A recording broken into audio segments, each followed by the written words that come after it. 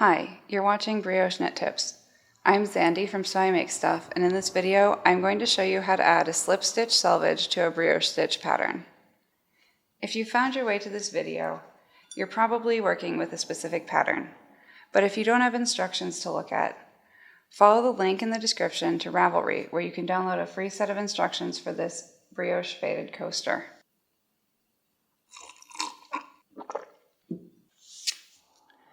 When I work a brioche stitch pattern like this one, I just really like how a slip stitch edge works because it adds a little bit of sturdiness to the edge, so you can see when I stretch it, it's a little bit tougher than normal brioche stitch, and it's really clean. It also brings that dark color that's in the valleys and on the back side over to create kind of an outline on the front of the work. We're going to try this out. Let's talk about supplies. You're going to need a pair of size 5 circular needles, and you may have to adjust the size a little bit. That's why we're doing a gauge swatch, so that you can find the right size needles for your yarn. You're also going to need fingering weight yarn in 2 colors. I've picked pink and green. Now I'm working on something very specific, so I also have an alternate light color so that I can make a fade between my pink and this peach color. And if you continue on to the second video about how to do the color fade, you'll see how to do that. Let's get started.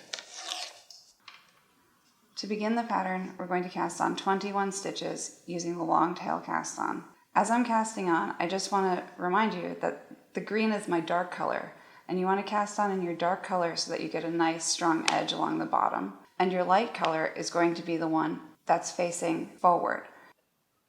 Here you can see that I've finished my 21 stitch cast on, and I'm ready to start my light color.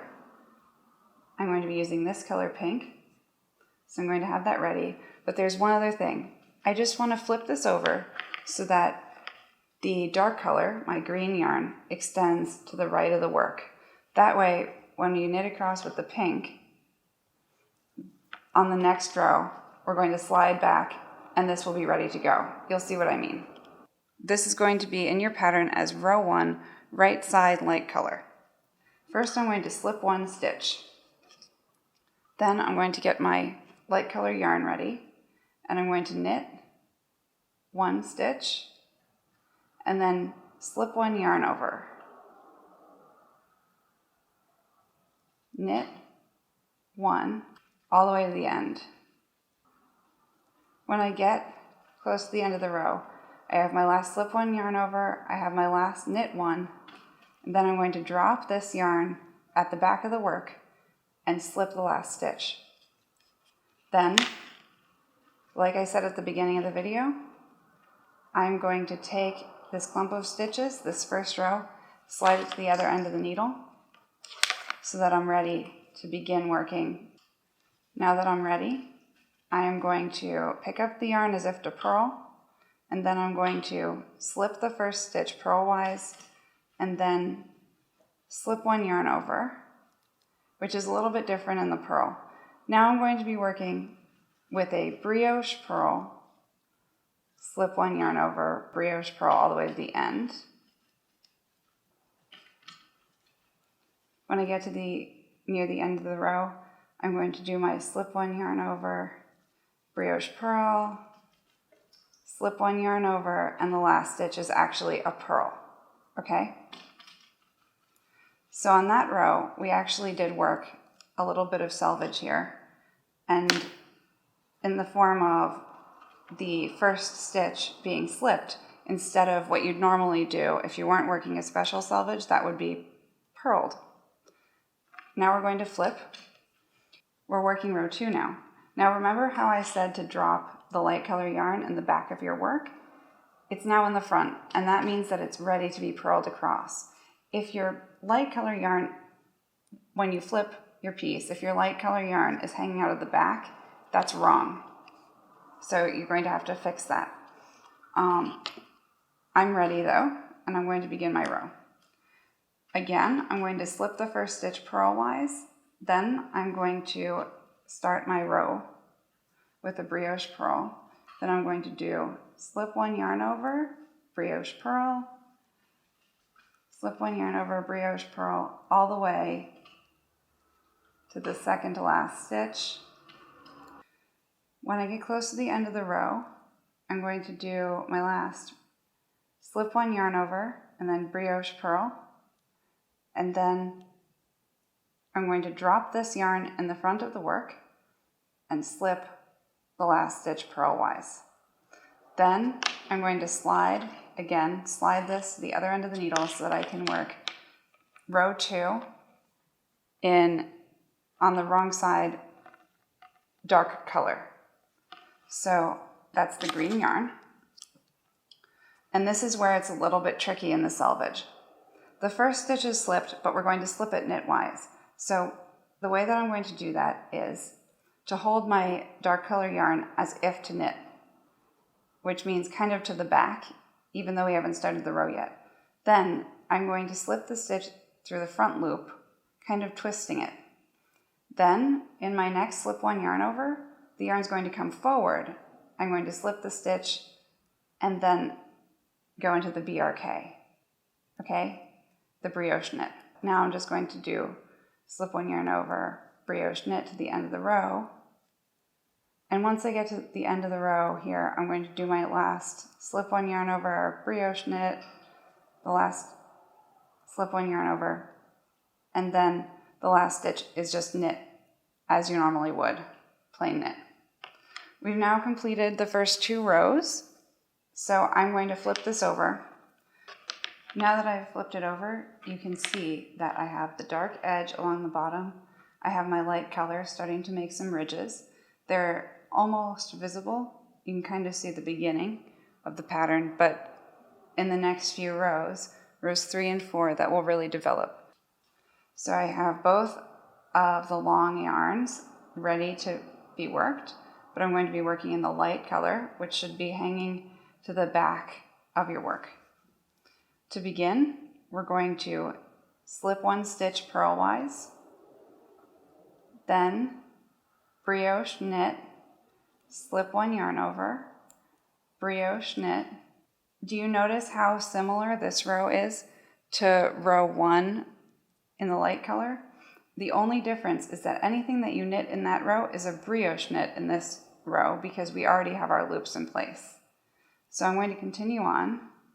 Once I get to the end, I'm going to be still working in the pattern brioche knit, slip 1 yarn over, the final brioche knit, and then remember, drop your light color at the back of the work so that it stays behind, ready for the next row, and slip the next stitch purlwise.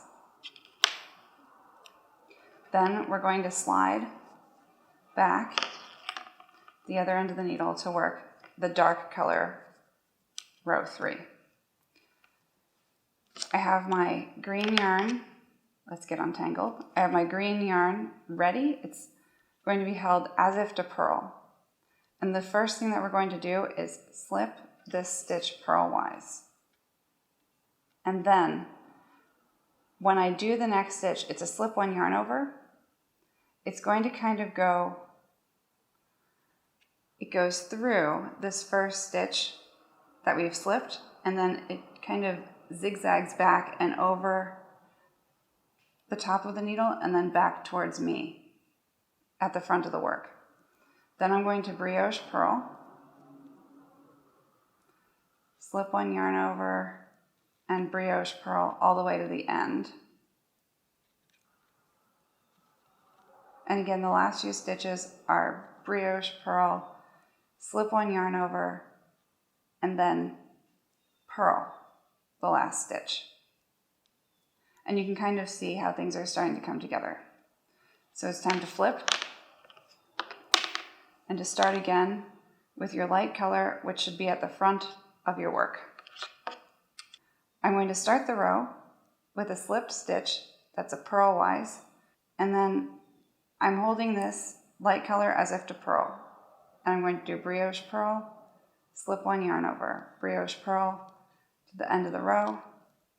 Here I am at the end of the row. I'm going to do my slip 1 yarn over, brioche purl, and remember, when you get to the last stitch, you're going to drop the yarn in front. think of the light color rows as if you're working a smaller row with one stitch on either side that you're not even going to touch. So they're slip purlwise, they don't get twisted, and then you start all the stitches in the middle, and when you get to the end, you're going to slip it purlwise and not twist it. And remember, make sure that your yarn is going to be in the right place so that we're going to finish row 4, but when you start row 1 again, it needs to be in the back. It needs to be in the back of your work so that you can knit. Okay? If it's not in the back of your work, I'll show you what happens. So let's pretend that I put it to the back before turning, and this ends up in the front. Now, when I go to knit, see how it's kind of coming over the edge, making a loop? That's going to be a problem, and it's going to show. So if you do that, you can kind of fake it, you know, and if you have that, it's not a huge deal, but it's just something that you want to avoid. Always keep the yarn, the light color yarn, where it's supposed to be. At the last stitch, wherever you're holding it, drop it there, okay? So I'm going to slide now, and I'm ready to begin my next row. Row 4, wrong side, dark color row, is the hardest one to remember. This is the one where we slip the first stitch knitwise. That means we slip it through the front loop. So if you look at your yarn right here, you can kind of see along the edge that the loose end is coming over the front loop. It's on the front of the needle. And we're holding it as if to knit. So it's kind of like it's twisted, and we want to untwist it by slipping the stitch knitwise. Now, the yarn that's held to the back is coming off the back of the needle. See? And you can see kind of in here, if I turn this and open it up, see how that yarn is actually coming off the back of the needle? That's a good sign, okay? Then we're going to do our slip one yarn over, and then brioche knit and continue on with the row. And once I get towards the end, brioche knit, slip one yarn over, the last stitch is simply knit, okay? So when I turn this over, you can definitely now see that a stitch pattern is starting to form where the light color is making ridges and the dark color is along the cast on edge and in those valleys. So when I hold up this edge and you look at it closely, you'll notice that for every 2 rows of the light color, there's just one loop of the dark color coming up the side. That's what the slip stitch does. So on the back, you can see that kind of braid happening. That's a slip stitch also, and you can see that those are 2 rows tall. So that's a basic explanation of how to do a brioche stitch selvage along the edge of a plain brioche stitch. If you add a stitch pattern, the only thing that changes is what's going on. Remember how I talked about the smaller light color row within the frame of a slip stitch edge?